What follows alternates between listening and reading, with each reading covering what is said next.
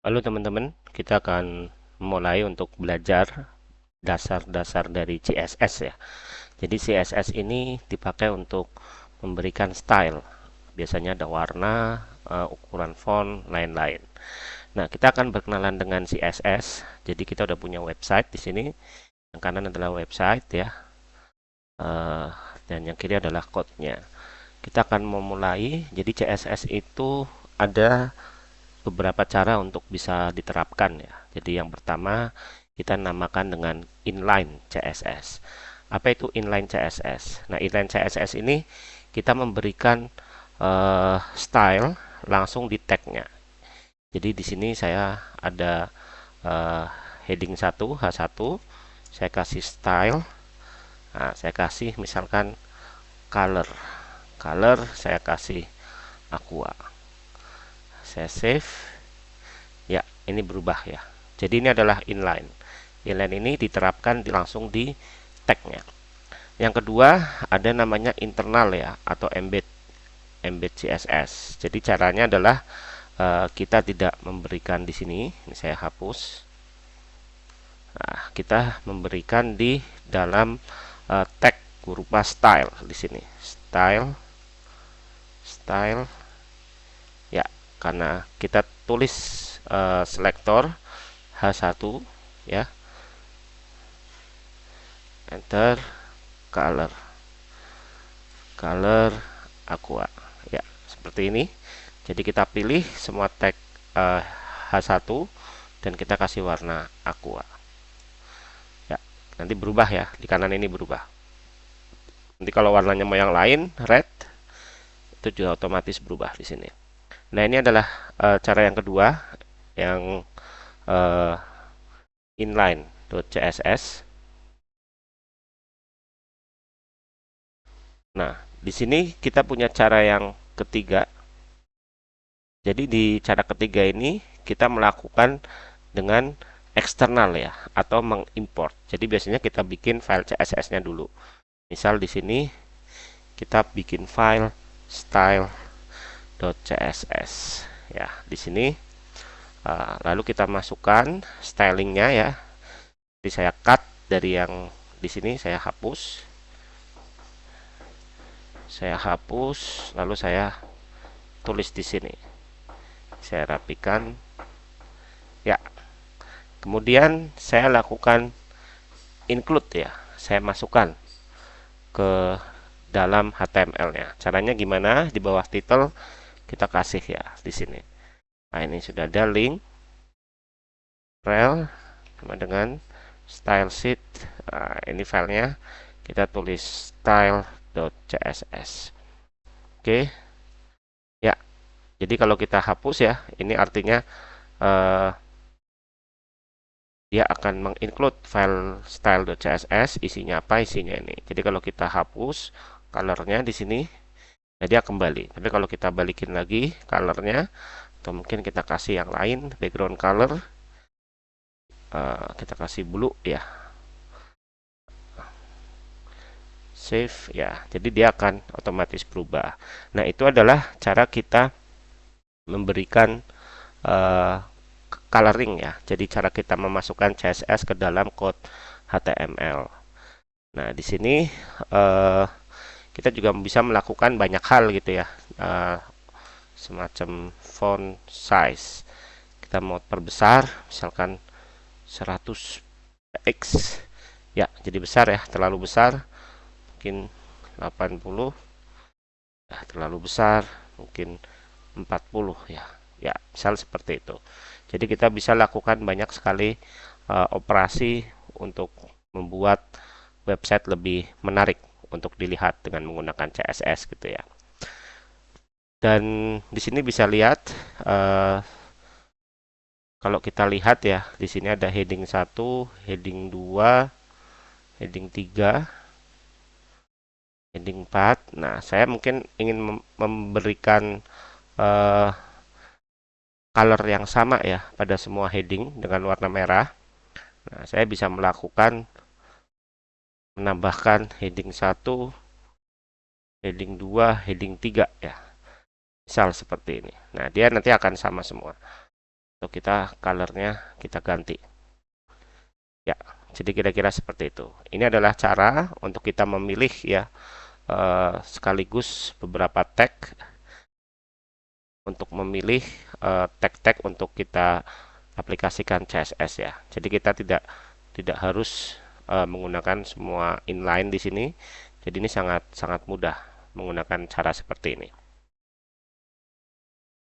Dan kita bisa melakukan variasi ya, teman-teman ya nanti ya. Jadi misalkan kita mau warnai di sini paragraf.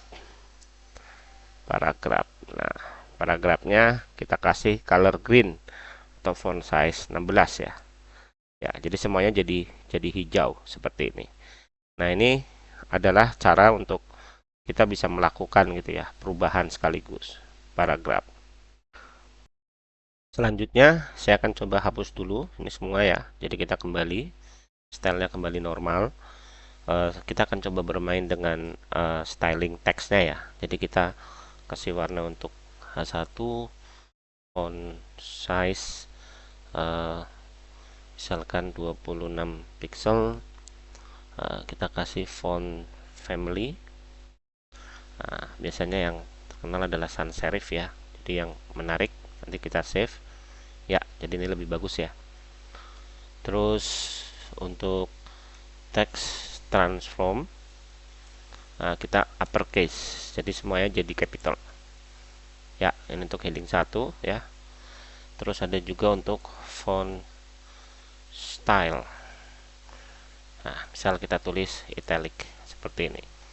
Nah, ini adalah untuk heading 1 seperti ini ya, heading 1.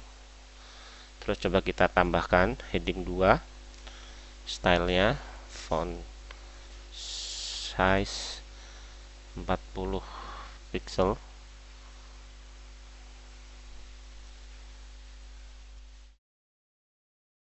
ya. Terus kita tambahkan lagi font family, kita samakan ya, sans serif ya. Dan karena ini sama, tadi kita juga sudah coba terapkan heading 1, heading 2 kita sama ya.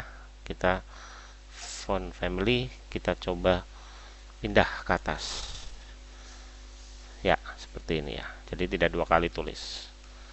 Nah, ini salah satu cara untuk kita memainkan style ya. Jadi kita stylenya kira-kira seperti ini. Dan di paragraf kita coba masukkan font size 22 pixel ya. Ini lebih besar ya, lebih besar. Terus font family-nya sama, sans serif. Nah, kita tulis line height ya.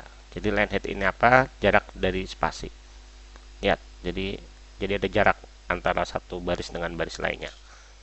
Jadi ini untuk style yang bisa kita coba-coba ya. Jadi silakan untuk bisa dicoba. Dan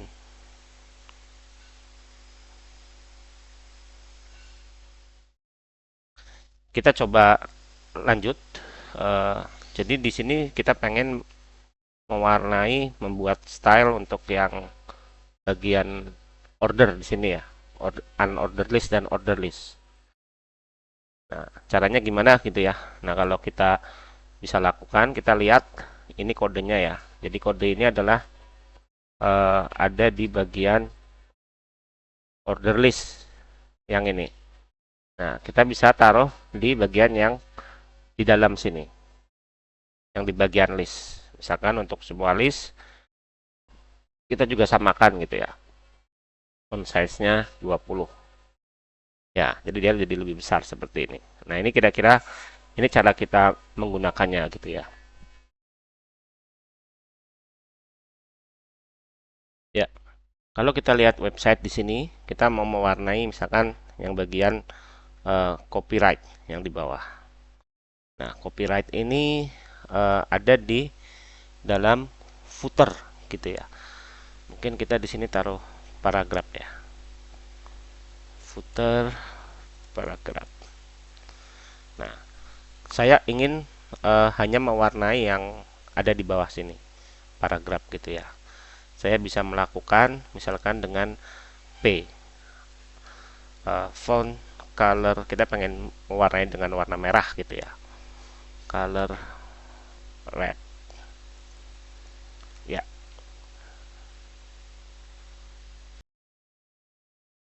Ya, kalau kita warnai dengan color, jadi ini akan semuanya berpengaruh ya, dari yang paragraf, dari yang tag P, yang tag paragraf. Jadi semuanya berpengaruh. Nah, bagaimana caranya supaya kita ngakalin ini hanya bagian yang bawah saja yang ingin kita warnai? Nah, kita ambil selektor dua kali ya. Jadi tidak hanya P, tapi juga ambil footernya di sini. Nah, di sini kita hapus di sini ya. Kita hapus. Oke, dia udah kembali normal. Nah, kita tambahkan footer P. Nah, baru kita tambahkan color gitu ya. Tadi misalkan red seperti itu ya. Jadi hanya warna yang di bawah saja ya yang sesuai. Nah, ini adalah kita mengcombine ya, namanya combine selector. Jadi selektornya ada dua, ada footer dan juga P, paragraf. Kita bisa kasih warna apapun di sini. Oke, itu kira-kira untuk pengantar ya dari CSS. Silakan bisa dicoba dulu.